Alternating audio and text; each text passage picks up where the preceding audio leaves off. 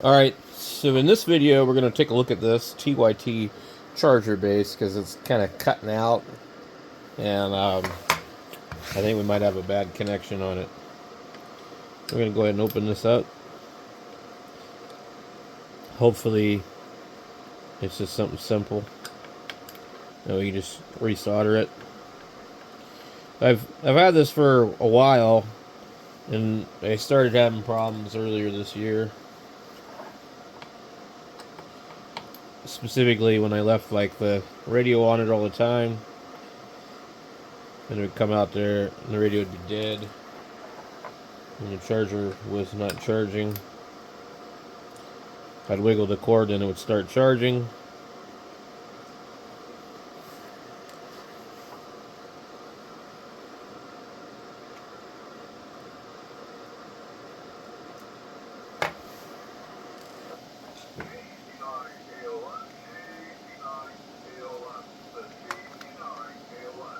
Nope.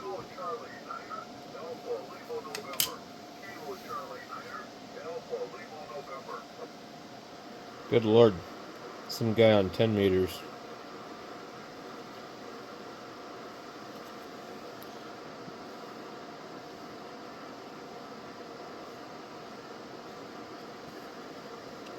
I think maybe it's just the size of the pin.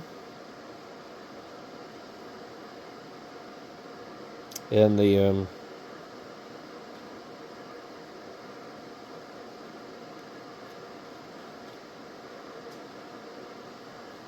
pin is really, really small.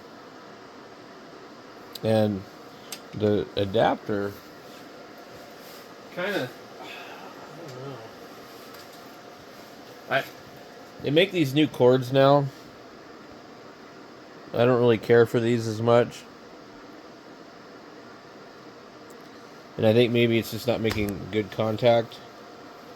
Let's see if we can plug this in over here with it open. Just see if we detect anything strange.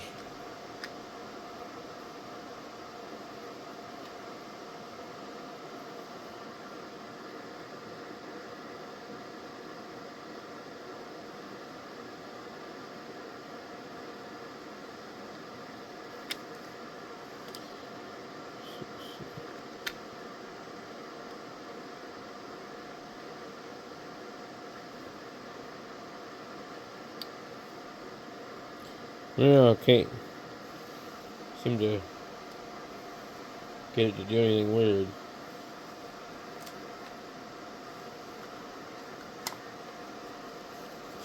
This, by the way, is very similar to a lot of the other Bofang chargers. I had the BFH6, gave that to Brian. Anyway, these two chargers were like almost identical, with the exception of being this one runs off 12 volts and 12.5.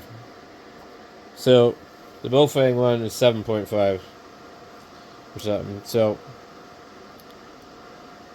technically with this one here, you could just plug this into your regular 12 volt stuff real easily.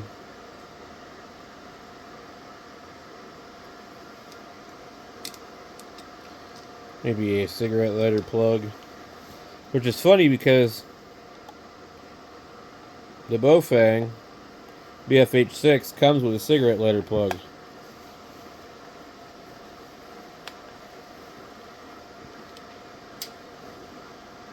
So it seems like it would have been easier if they would have just made that one.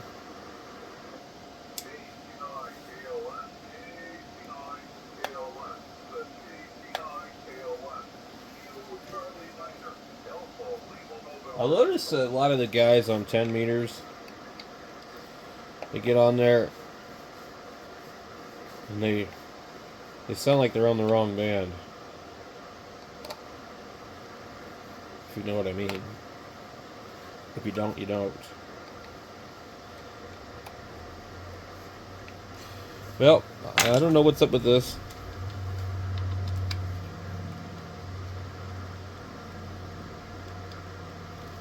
Seems fine to me.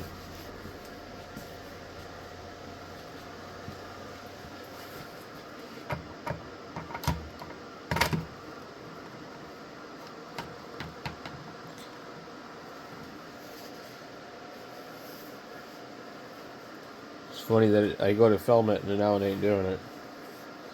Anyway, it could just be the cord. But I mean, it was bad. Like I had to like move it around a few times. I don't know.